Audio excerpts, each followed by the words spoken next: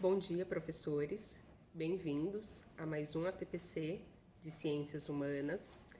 O tema do ATPC de hoje é AAP, Avaliação de Aprendizagem em Processo. Nós teremos a participação da PCNP Alexandra, de Educação Especial. Bem-vinda, Alexandra. Muito obrigada, Ana. Professores, meu nome é Alexandra Farias, eu sou PCNP da Educação Especial e hoje fui convidada para participar desse ATPC junto com vocês sobre avaliação. Agradeço muito o convite e espero que seja uma excelente formação para todos nós. Obrigada, passo a palavra. ATPC de Ciências Humanas e Educação Especial, com o tema Avaliação de Aprendizagem em Processo, AAP. Na pauta de hoje teremos o ato de avaliar, as avaliações em larga escala na educação brasileira, avaliação de aprendizagem em processo, as habilidades essenciais e competências específicas de geografia. Num primeiro momento, vamos compreender o que é uma avaliação. Bem, as avaliações são instrumentos utilizados para mensurar se o ensino oferecido tem sido absorvido da maneira como deveria. E, se ele não foi absorvido da maneira como deveria, de que forma nós podemos construir resultados satisfatórios na aprendizagem. Então, a avaliação, ela revela inclusive se o aluno mudou. Atualmente, a avaliação não deve ser utilizada somente para mensurar, mas também para corrigir os rumos. A avaliação é um processo. Ela não deve ser entendida somente como a busca de resultado, mas sim na forma de ajustar esse processo, caso o resultado não tenha sido satisfatório. Avaliações em larga escala na educação brasileira. Então, de 1988 para cá, vem se implantando no Brasil as avaliações em larga escala, ou seja, são avaliações desenhadas para uma grande quantidade de alunos, com a finalidade de investigar a qualidade na educação brasileira, aferindo o desempenho dos alunos e indiretamente de todos os envolvidos no processo de ensino-aprendizagem. E a partir da análise dos resultados, que poderão futuramente ser obtidos tanto a nível de diretoria de ensino, quanto escola e individual, ou seja, por aluno, nós podemos então aprimorar as estratégias no campo de ensino-aprendizagem. Dentre as avaliações em larga escala, hoje nós falaremos sobre a AP, que é a avaliação de aprendizagem em processo, que tem como objetivo diagnosticar o nível de aprendizagem dos estudantes matriculados na rede estadual de ensino. Essa avaliação, ela tem um caráter formativo e somativo. De que forma isso acontece? A avaliação formativa é um conjunto de práticas que utiliza diferentes métodos avaliativos para medir de maneira profunda e individual o processo de ensino-aprendizagem dos alunos. Enquanto formativa, ela usa as evidências do que os alunos aprenderam em relação ao alcance dos objetivos propostos. Quais são as características da avaliação formativa? Considerar que o desempenho escolar não é algo estático, ou seja, o erro não é um problema, ele faz parte do processo, nos dando a possibilidade de retomada. A avaliação não é pontual, ela é uma avaliação diagnóstica, ou seja, ela identifica as dificuldades. É uma avaliação inclusiva e é uma avaliação de mão dupla. A AP, enquanto uma avaliação formativa, me dá a possibilidade que, de acordo com as habilidades trabalhadas em salas de aula pelo meu aluno, após a realização da prova e a partir do resultado, o professor conseguirá saber individualmente como cada um absorveu o conteúdo, podendo fazer um plano de retomada, se necessário, nas habilidades que não foram atingidas em sala de aula por alguns alunos.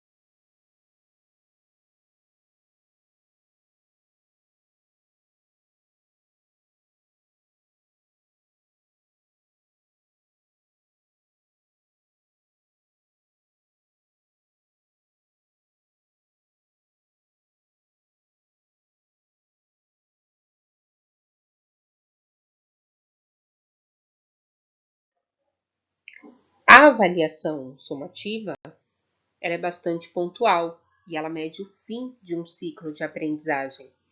É por isso que as avaliações somativas são, em sua maioria, avaliações externas. Elas são aplicadas geralmente ao fim de um semestre ou ano letivo e avaliam os resultados de acordo com os alunos que cursam determinado ano escolar. Elas são muito importantes para avaliar o desempenho escolar dos alunos como um todo e mostrar aos educadores quais as principais dificuldades dos alunos, de uma maneira mais abrangente. Elas podem ser usadas, inclusive, para comparar o resultado da escola ano a ano. As principais características da avaliação somativa são: elas são avaliações diagnósticas, elas possuem a função de informar e verificar o desempenho escolar dos estudantes, elas nivelam a aprendizagem de um determinado número de estudantes e ela ajuda as escolas a comparar os resultados com os de outras instituições. Dessa forma, por se tratar de uma avaliação que ocorre geralmente no final de um processo de aprendizagem, a avaliação de aprendizagem em processo pode ser considerada somativa, além de os resultados gerados serem obtidos a nível de unidade escolar. E apesar de a avaliação formativa e somativa possuírem características distintas, nós podemos uni-las e aplicá-las nas mesmas circunstâncias, como no caso da AP, avaliação de aprendizagem em processo. Os resultados gerados pela realização da avaliação de aprendizagem em processo, eles indicam o desempenho dos alunos no geral e parcial, de acordo com as habilidades. E eles são importantes para qualificar e quantificar a performance dos alunos. Para que uma avaliação cumpra o seu objetivo, é preciso que os resultados se transformem em análises e essas análises se convertam em estratégias e ações que possam elevar a qualidade do processo educacional. A partir daí, usaremos alguns indicadores para mostrar o desempenho dos alunos, que poderão ser indicadores de desempenho de sala de aula, ou seja, mostrando quais habilidades foram ou não atingidas, dando ao professor a oportunidade de trabalhar esta habilidade novamente. E poderão ser também indicadores de desempenho geral da escola, indicando o desempenho da escola em porcentagem de acertos. Com os resultados em mãos, com a sua equipe, discuta as seguintes questões: como os estudantes se saíram nas avaliações? Os resultados foram satisfatórios? Há possibilidade de mais atenção? Quais estratégias podem ser adotadas? Quais ações e projetos podem ser desenvolvidos, oferecidos e implementados para reorganizar e aprimorar o aprendizado dos alunos? Utilize o diagnóstico para pensar em medidas que possam assegurar a formação integral do estudante a partir do desenvolvimento humano, nos diferentes tempos e espaço, dando ao aluno a possibilidade de aprender de acordo com a realidade do seu cotidiano.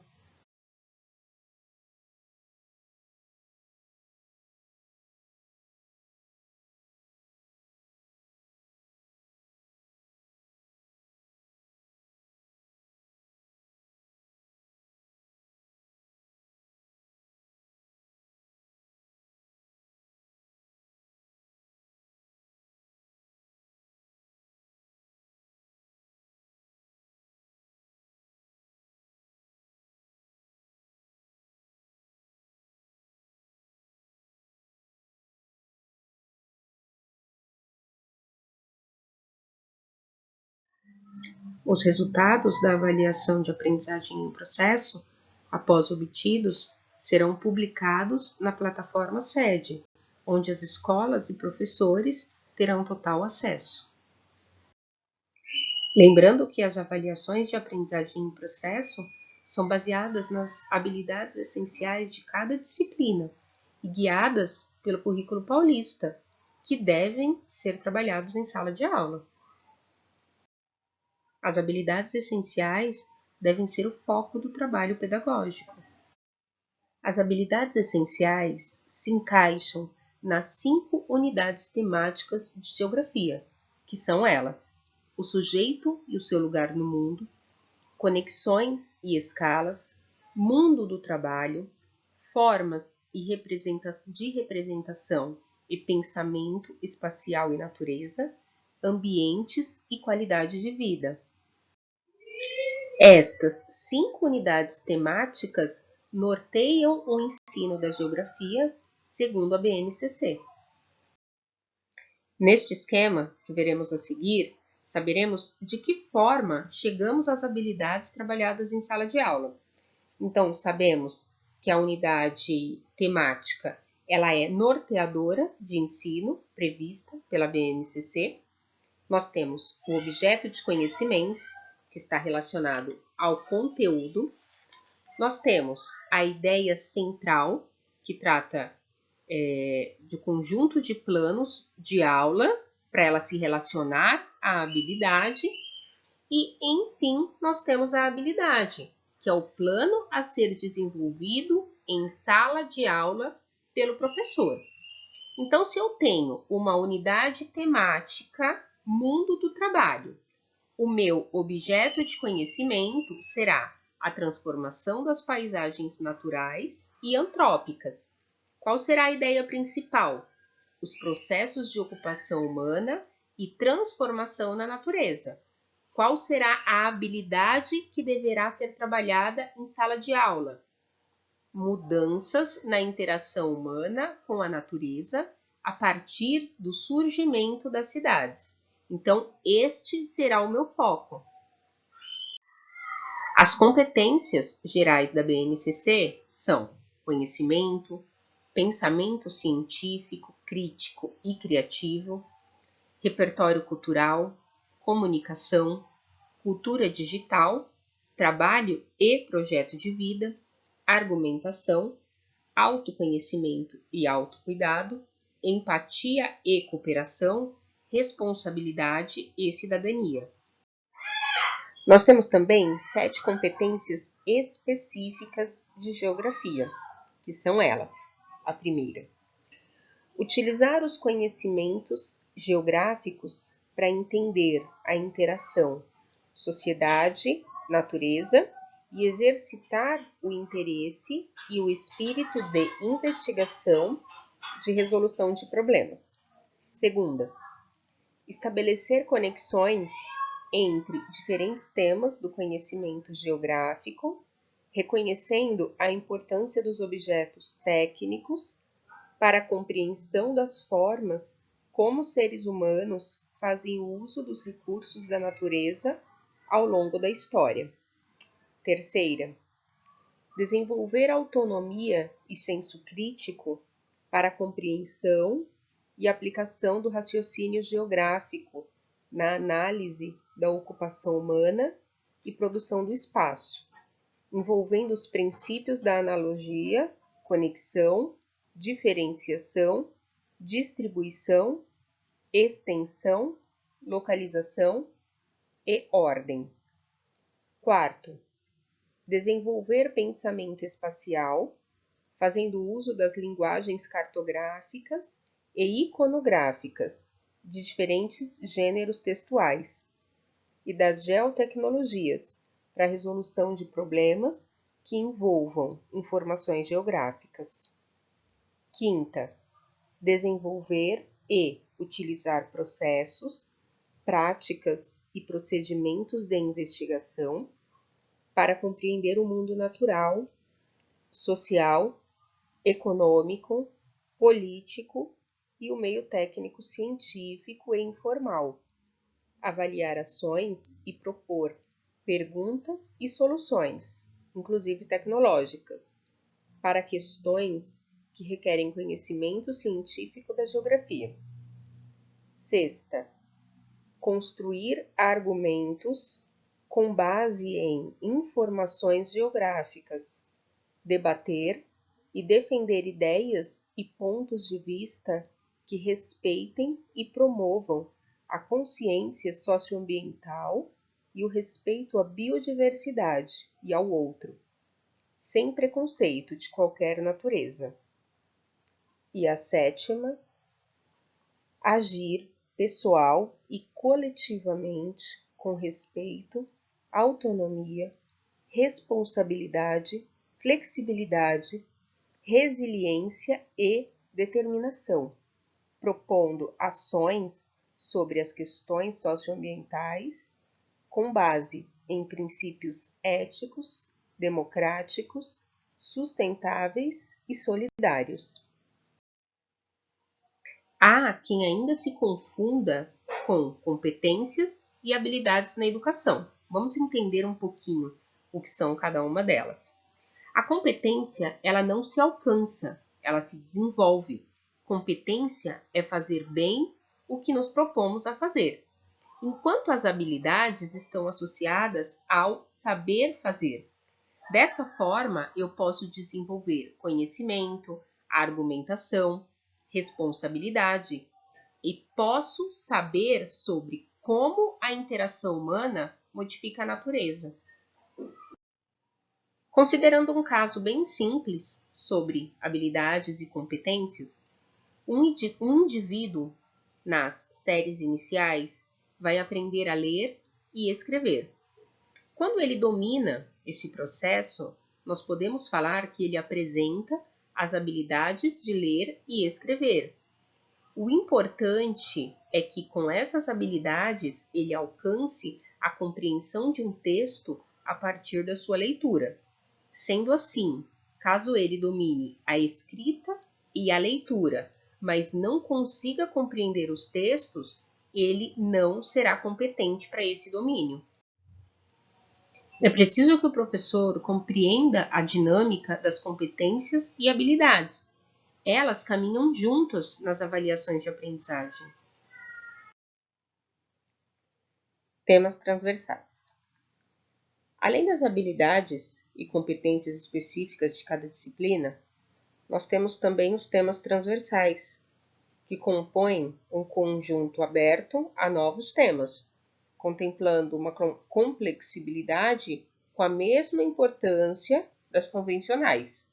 Então, o currículo ganha em flexibilidade e abertura, uma vez que esses temas eles podem ser priorizados ou contextualizados de acordo com as diferentes realidades locais e ou regionais. Esse trabalho ele requer uma reflexão ética, uma vez que ele envolverá posicionamentos de dimensão histórica e política, trazendo à luz discussões sobre liberdade de escolha. Então, por se tratar de questões sociais, nenhuma área do conhecimento isoladamente é suficiente para abordá-los. Diante disso, optou-se por integrá-las no currículo por meio do que se chama de transversalidade. Assim, os temas poderão estar presentes em todas as áreas.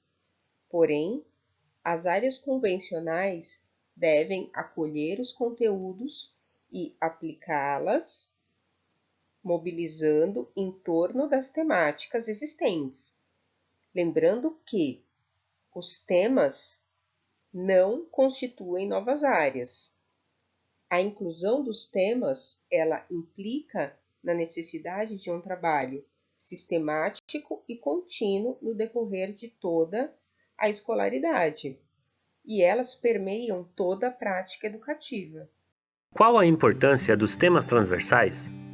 Imagine uma sala de aula onde os alunos contribuem para o aprendizado tanto quanto o professor, onde as experiências de todos os indivíduos são relevantes e a comunidade participe ativamente do processo de ensino e aprendizado, onde cada aluno se sente parte importante da escola e isso os torne mais motivados, interessados e envolvidos nas atividades das aulas. onde todas as diferenças sejam respeitadas e todas as dificuldades sejam amparadas. Você, professor, gostaria que suas aulas fossem assim? Isso pode ser possível através do planejamento e de uma abordagem interdisciplinar dos temas transversais. Mas o que são os temas transversais? Os temas transversais são conteúdos apresentados nos documentos dos Parâmetros Curriculares Nacionais, que foram criados pelo governo brasileiro para incentivar a abordagem de questões como ética, pluralidade cultural, meio ambiente, saúde, orientação sexual, diversidade e inclusão. A discussão desses temas em sala de aula visa promover a interdisciplinaridade, estimulando a participação dos alunos e incentivando a reflexão sobre a realidade em que vivem, relacionando os conteúdos das disciplinas com o seu dia a dia. Para abordá-los de forma eficiente, é importante que o professor se familiarize com a comunidade escolar. É interessante que o professor observe as principais dificuldades locais sentidas pelos alunos e relacione com os assuntos da disciplina que leciona. Por exemplo, o professor pode usar fatos, acontecimentos ou situações da comunidade que atingem de forma direta ou indireta os alunos como exemplo para os conteúdos que ele está abordando. Assim, os alunos se sentem mais motivados e incluídos naquilo que está sendo discutido. Também é importante que o professor se atente aos próprios alunos, buscando conhecê-los individualmente. Isso é necessário para que seja possível entender o perfil de aprendizagem da turma e como planejar as aulas de forma que todos os alunos possam acompanhar o conteúdo apresentado, sem que se sintam deixados de lado ou ignorados. Mas e como colocar isso em prática? Primeiramente, ao fazer o seu planejamento de aula, observe a grade curricular e os conteúdos que você precisa abordar. Independente de quais forem esses conteúdos, sempre há uma maneira de inserir os temas transversais junto deles. Tente interligar esses conteúdos com as situações de interesse da comunidade escolar e da realidade dos alunos. Você também pode conversar com outros professores sobre quais assuntos estão sendo abordados nas aulas deles e, juntos, discutirem formas de conectar esses assuntos através dos temas transversais. É possível falar de ética nas aulas de português, por exemplo, citando autores que falem sobre esse tema, ou discutir sobre meio ambiente nas aulas de matemática, aplicando questões ou problemas que tratem sobre esse assunto. As combinações são infinitas. Cabe ao professor tentar encontrar aquelas que melhor se adequem à sua necessidade. Também existe a possibilidade de dialogar com os alunos e propor em conjunto uma nova forma de aula. Experimente, busque novas maneiras de ensinar que sejam diferentes do convencional e mantenha o diálogo aberto com os alunos. Ajude-os a refletir, provoque novas ideias e esteja disposto a mudar. Afinal, sempre é possível melhorar alguma coisa. Os temas transversais propostos pelo currículo são ética, meio ambiente, pluralidade cultural, saúde e orientação sexual. Esses 5 temas compõem os temas transversais. Vamos falar um pouco sobre a seguir. Então, o primeiro deles é a ética. A ética diz respeito a reflexões sobre a conduta humana. Então, como agir perante os outros? E ela pode ser encontrada, em primeiro lugar, na escola que nós trabalhamos, na relação entre alunos, professores, funcionários e pais.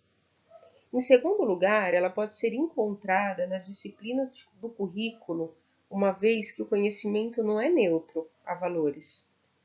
Então, esse tema, ele nos traz a proposta de que a escola realize um trabalho que possibilite o desenvolvimento da autonomia moral. Em segundo lugar, temos a pluralidade cultural.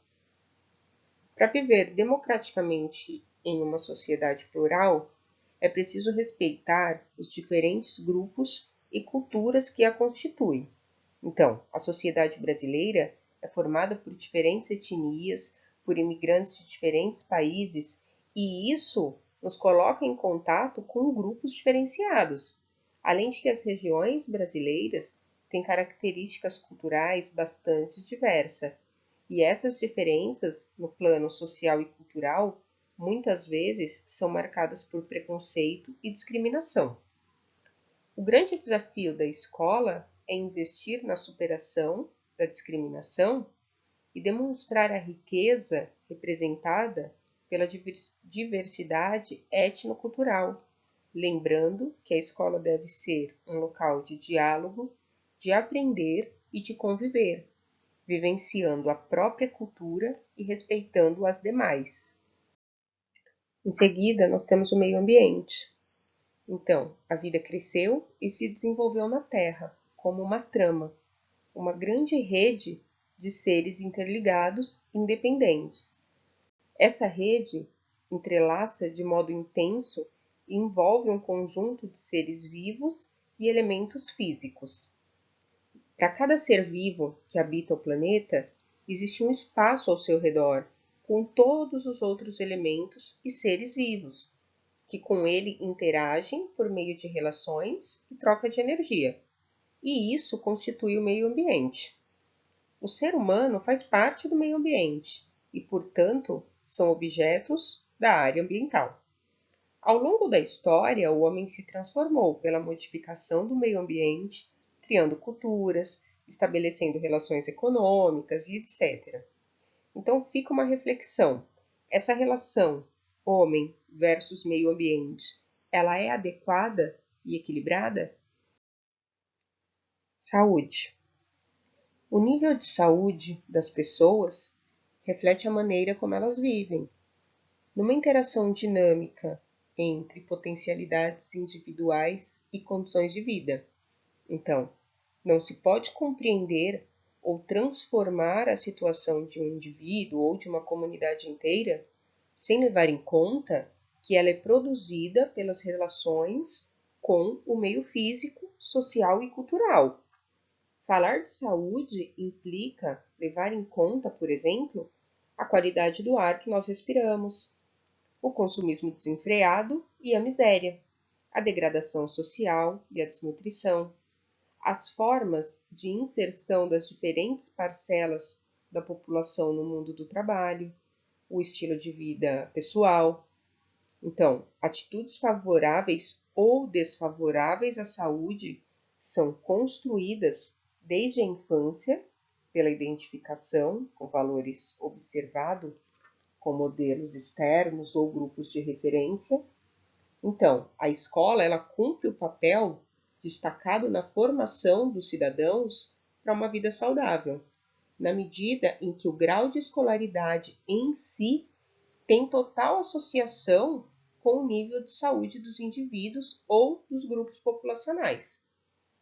Mas a explicação da educação para a saúde, como tema do currículo, eleva a escola ao papel de formadora de protagonista e não de paciente.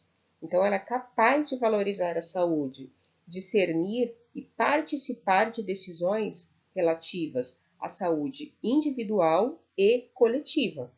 Portanto, a formação do aluno para o exercício da cidadania compreende a motivação, a capacitação para o autocuidado, assim como a compreensão da saúde como um direito, responsabilidade pessoal e social. E por último, e não menos importante, nós temos a orientação sexual. Bem, a orientação sexual na escola deve ser entendida como um processo de intervenção pedagógica, que tem como objetivo transmitir informações e problematizar questões relacionadas à sexualidade, incluindo posturas, crenças, tabus e valores a ela associado. Então, tal intervenção ocorre no âmbito coletivo, diferenciando de um trabalho individual de cunho psicoterapêutico, enfocado em dimensões sociológicas, psicológicas e fisiológicas da sociedade. Ela diferencia-se da educação realizada pela família, porque ela possibilita a discussão de diferentes pontos de vista associados à sexualidade sem a imposição de determinados valores sobre outros. O trabalho de orientação sexual, ele visa propiciar aos jovens a possibilidade do exercício da sua sexualidade de forma responsável e prazerosa. O seu desenvolvimento deve oferecer critérios para o discernimento de comportamentos ligados à sexualidade, que demandam privacidade e intimidade, assim como o reconhecimento das manifestações de sexualidade passíveis de serem expressas na escola. Então, eles propõem 3 eixos fundamentais para nortear a intervenção do professor, que são eles: corpo humano, relações de gênero e prevenção das doenças sexualmente transmissíveis. Então, a abordagem do corpo humano como matriz da sexualidade tem como objetivo propiciar aos alunos o conhecimento e o respeito ao seu próprio corpo e as noções sobre os cuidados que eles necessitam nos serviços de saúde. A discussão sobre gênero propicia o questionamento de papéis que são rígidos e são estabelecidos a homens e mulheres na sociedade sobre a valorização de cada um e a flexibilização desses papéis. O trabalho da prevenção das doenças sexualmente transmissíveis possibilita oferecer informações científicas e atualizadas sobre a forma de prevenção dessas doenças. E também devem combater a discriminação que atinge os portadores de HIV e doentes de AIDS, de forma a contribuir para a adoção de condutas preventivas por parte desses jovens. Porque os dados necessitam estar em conformidade com as exigências do objeto de estudo. Então, a avaliação precisa estar em conformidade com o que foi passado em sala de aula. Isso vai definir se os resultados almejados foram ou não atingidos e com que qualidade. Se o instrumento não propiciar isso, vai ser insatisfatório. Dessa forma, se o professor não trabalhar as habilidades em sala de aula, o resultado não será satisfatório mesmo. Lembrando que a AP não é produzida pelos professores responsáveis pelas turmas, e o instrumento de coleta de dados, então, não será feito por eles. Ou seja, a observação, os questionários, toda a análise de material necessária para que o professor saiba o que avaliar do seu aluno não será feita por ele. Nós devemos, então, nos basear nas habilidades essenciais para que o aluno consiga desenvolver essa avaliação. Se ocorrer um desvio do conteúdo, as consequências serão refletidas nos resultados e estes serão negativos. Teremos aqui um exemplo de uma questão da avaliação de ciências humanas do 7º ano.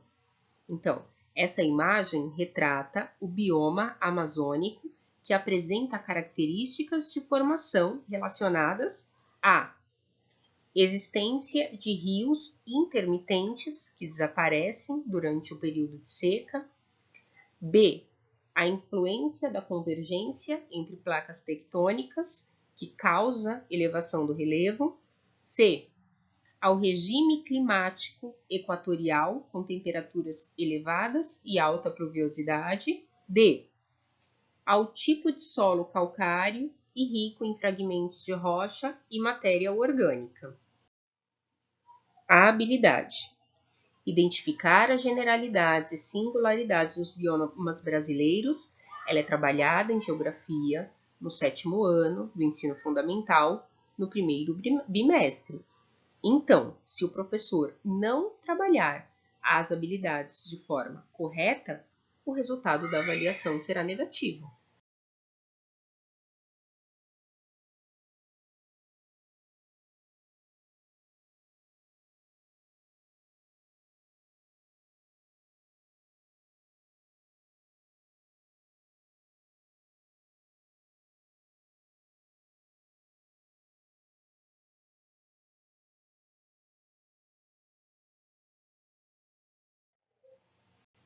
Um fato importante é que a característica inclusiva da avaliação decorre do fato de ela ser processual. Caso a avaliação não subsidie a inclusão, ela deixa de ser uma avaliação e passa a ser um exame. Nós devemos levar em consideração que a realização da avaliação AAP inclui todos os alunos da escola, inclusive os alunos com deficiência. E para falar um pouco sobre isso, nós teremos a PCNP Alexandra.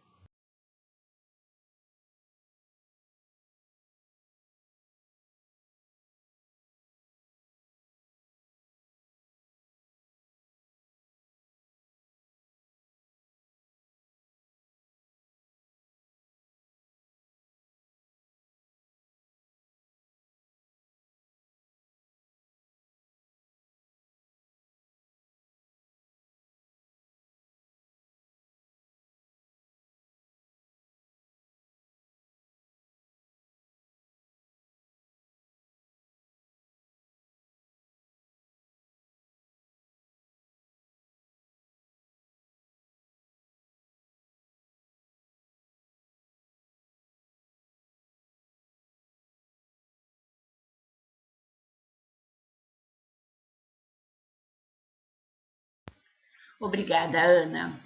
Bom, tudo bem, professores? É a Alexandra, a PCNP da Educação Especial.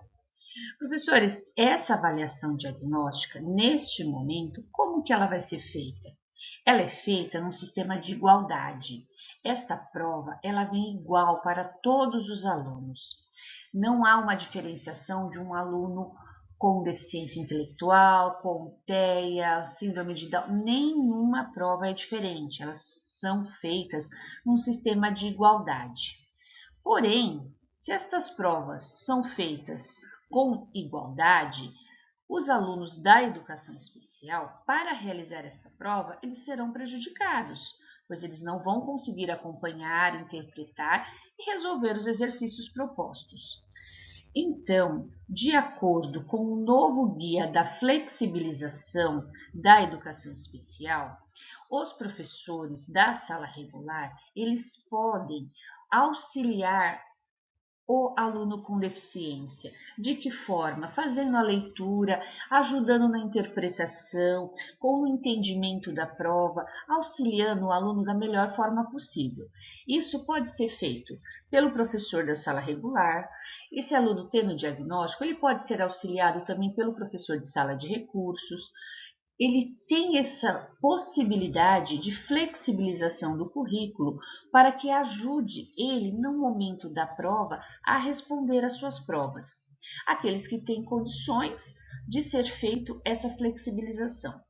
Se houver algum aluno que é totalmente comprometido e ele não vai compreender de forma nenhuma, ok, então este aluno não vai fazer a prova. Mas a princípio, todos os alunos precisam fazer a prova, pois a presença é contada para a média da escola. Professores, aproveitando que estamos com esse ATPC falando do tema de avaliação, como que fica a sua avaliação, professor, lá na sala regular, quando você precisa realizar uma atividade, precisa realizar uma avaliação com os alunos? Quais são os objetivos para esses alunos com TEA, com DI, com qualquer outra deficiência?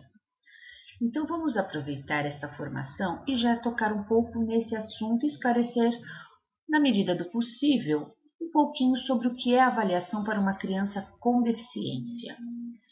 Os objetivos, eles são os mesmos, eles não mudam. O que difere, o que é diferente é que para o aluno da educação especial, ele é feito individual. Ele não pode ser pensado numa avaliação como um todo. Ele é pensado na avaliação para cada aluno, pois cada um tem as suas especificidades. Cada um é totalmente diferente do outro e tem a sua necessidade. Então, o professor precisa conhecer o aluno. Eu sei que nesse momento se tornou ainda mais difícil porque nós estamos falando de tempos remotos. Então, muitas vezes tem professores que nem conhecem os alunos da sala de aula. Estamos retomando agora, 2 municípios já retomaram, possivelmente o nosso município aqui de Mauá vai ser retomado a partir do dia 30, então nós precisamos, em primeiro momento, conhecer nossa sala de aula. Nós vamos começar agora com um ensino híbrido, então vai se tornar um pouco mais difícil fazer essa avaliação e conhecer o aluno. Mas, professores, esse olhar para a educação especial, conhecer o aluno, ele é importante, ele é fundamental. Porque primeiro eu tenho que saber quem é o meu educando.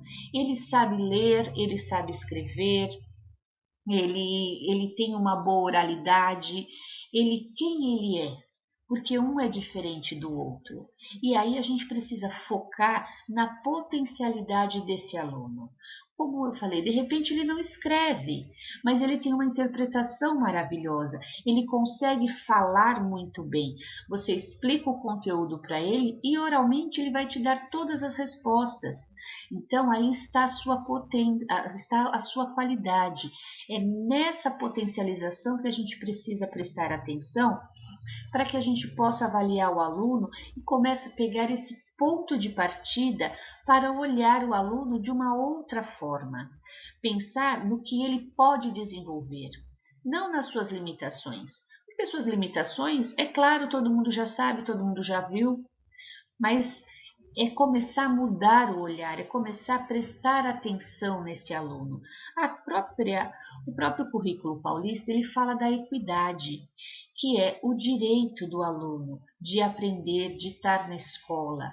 Então, com esse princípio de equidade, começar equidade e também diria a empatia mesmo, porque assim, é se colocar no lugar do outro. Nós estamos, como eu falei, num momento de pandemia, onde muitas famílias foram dilaceradas, muitas coisas aconteceram. Então, mais do que nunca, a gente tem que ter empatia e a gente tem que ter equidade com os alunos da educação especial e dos alunos no todo, lógico, para que a gente possa começar a fazer avaliações formativas, avaliação processual. É isso que o aluno de educação especial precisa. Ele precisa de todo o processo. Ele precisa ser avaliado o bimestre inteiro, não apenas por uma avaliação. Por exemplo, a gente tem que focar e precisa focar em apenas uma habilidade ou duas habilidades no máximo.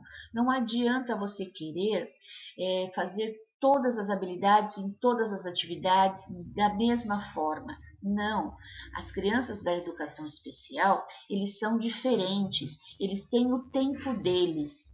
Então, foca, às vezes, em apenas uma habilidade.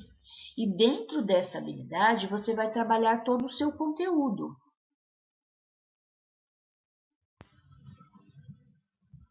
Professores, aqui nesse documento, eu trago o boletim da COPED número 12. Nele, deixa claro que cabe ao professor regente a responsabilidade de realizar adaptações, flexibilizações e atividades ao seu estudante, quando dentro da sala de aula regular. Aí gera uma grande polêmica. Quando a gente fala que é o professor da sala regular que tem que fazer a adaptação para o seu aluno, muitos professores da sala regular vão dizer: eu não sei fazer adaptação. Como que eu faço? Eu não tive formação, eu não sei fazer. Professor, eu tenho certeza que você faz adaptação sim lá na sua sala de aula. Você flexibiliza o seu currículo. Por quê? Quando, professor, você está dentro de uma sala de aula, desenvolvendo qualquer assunto, o aluno, em determinado momento, qualquer aluno, levanta a mão e fala assim: professor, eu não entendi. O que você faz? Você usa um outro exemplo, você mostra, você usa uma outra linguagem, você faz um desenho, você arruma uma forma de que esse aluno possa entender o que você está explicando. É isso que você está fazendo, flexibilizando, adaptando o currículo. E quando fala do aluno de educação especial, é a mesma coisa. Você explicou o conteúdo, o menino não entendeu. Por exemplo, agora há pouco a Ana falou de bioma. A Ana, vamos supor, ela deu uma aula explorando o que é o bioma. Esse menino da educação especial, ele não entendeu. Então, o que ela vai fazer? Ela vai pegar dentro do conteúdo uma pequena parte, entender apenas que o bioma ele existe e que existe alguns tipos de bioma no Brasil. Ela não precisa explicar todo o conteúdo. Ele precisa entender que o bioma está relacionado com a natureza. Ok, ele já entendeu que bioma faz parte da natureza, tudo bem. A gente precisa conhecer e respeitar as especificidades de cada aluno. Por isso que eu comentei, nesse momento, é complicado fazer adaptação curricular, porque nós estamos no remoto, mas em breve estaremos no híbrido. E também vocês, professores da sala regular, podem e devem contar sempre com a ajuda do professor da sala de recursos. O professor da sala de recursos, ele tem preparo e ele tem como auxiliar vocês a fazer essa adaptação. Então, se você tem um aluno na sua sala de aula com DI, com TEA, e ele frequenta a sala de recurso, você pode procurar o professor coordenador da sua escola, para que esse professor coordenador entre em contato com o professor da sala de recursos, para possivelmente ir num ATPC, para ensiná-los a fazer a adaptação curricular. Para esse professor de sala de recursos ir até a sua escola e auxiliar e na sala do aluno mostrar como faz, como é possível, para que esse aluno possa avançar. Professores, eu trago aqui um outro documento, que é a legislação. No artigo 59, ele está escrito: os sistemas de ensino assegurarão aos educandos com deficiência, transtornos globais do desenvolvimento e altas habilidades ou superdotação, currículos, métodos, técnicas, recursos educativos e organizações específicos para atender às suas necessidades. Então, professora, a adaptação curricular, ela foi regulamentada por uma lei.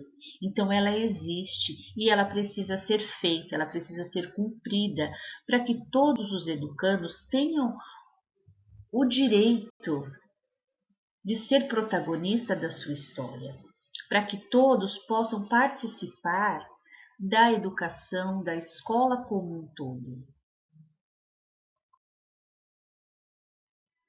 Para a sala de recursos, a avaliação ela é um pouquinho diferente, não é do jeito da convencional que os professores conhecem, que é feita uma avaliação e nela é atribuída uma nota.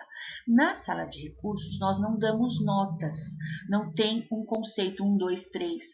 Esse conceito ele é feito pela evolução do aluno. Nós, na sala de recursos, nós realizamos uma avaliação processual, onde cada movimento, cada evolução do aluno, ela é considerada.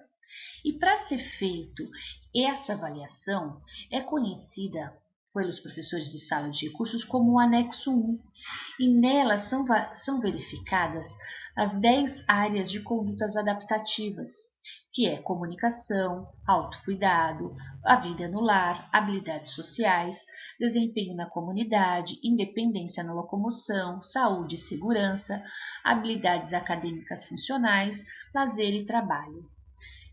Como eu falei, a sala de recursos não tem nota, e a sala de recursos ela não é uma sala de reforço. Ela é uma sala na onde as crianças com deficiência vão frequentar em período oposto, no contraturno, para que eles possam desenvolver habilidades. Então, não é reforço.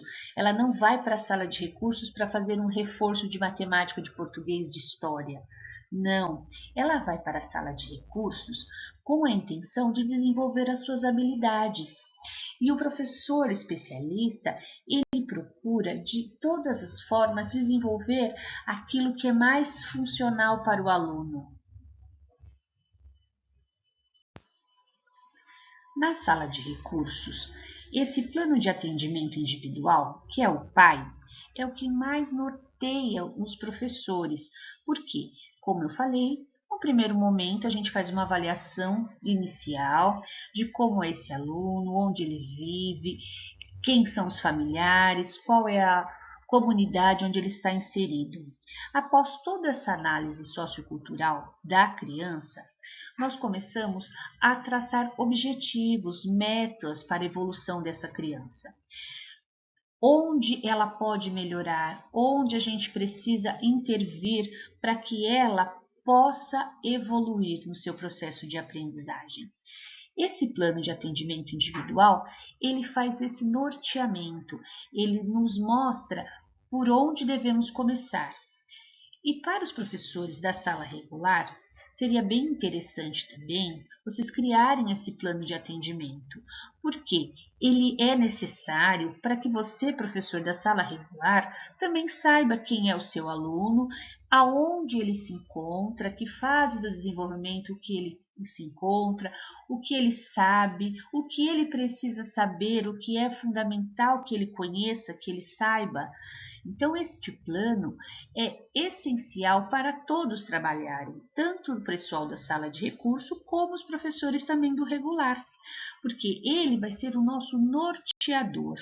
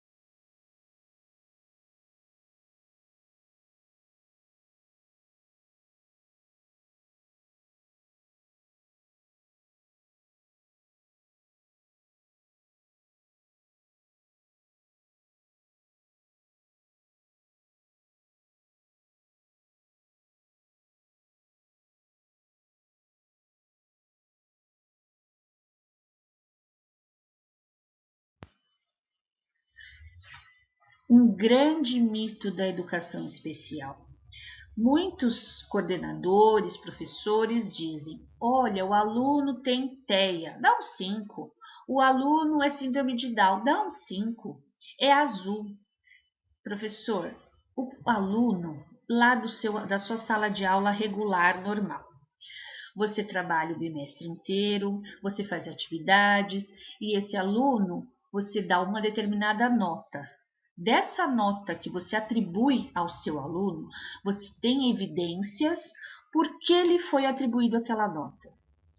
Na educação especial, é a mesma coisa. Você tem que atribuir nota que é merecido pelo aluno. Durante o bimestre, você trabalhou, você fez adaptação curricular, você fez a flexibilização, você fez toda a sua parte, você também tem evidências que aquele aluno não acompanhou, não desenvolveu o conteúdo. Então, ele merece sim ficar com 2, ficar com 1. Não é necessário dar uma média 5. Ele pode ter o laudo que for, ele precisa ser atribuído a nota que ele realmente desenvolveu.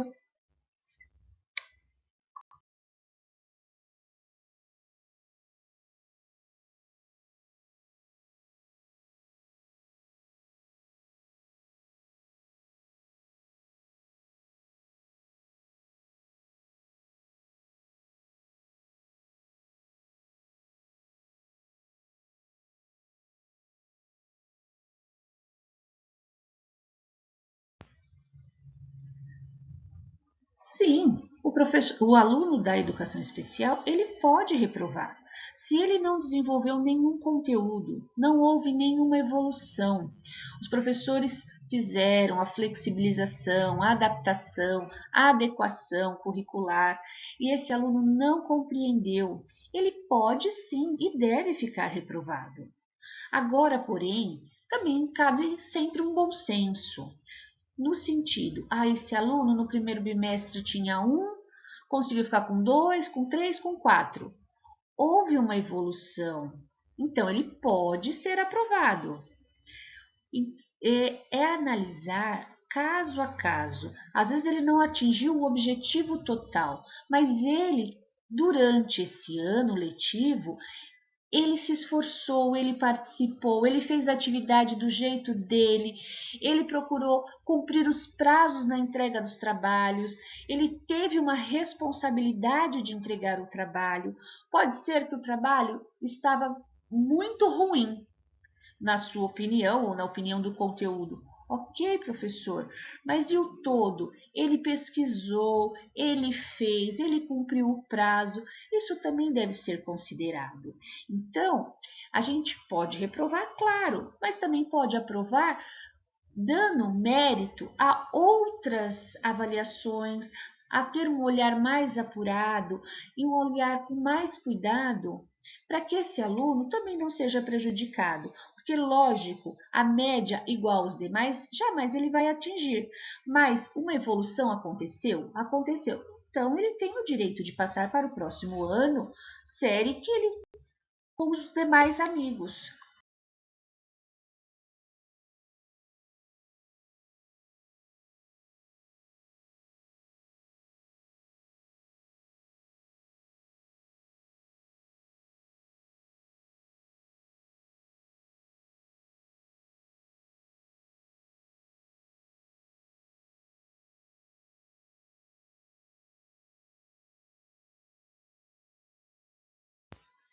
Recentemente, o governo ele liberou um guia da flexibilização curricular para os alunos público-alvo da educação especial, porque agora nós teremos um novo desafio, que é o ensino híbrido.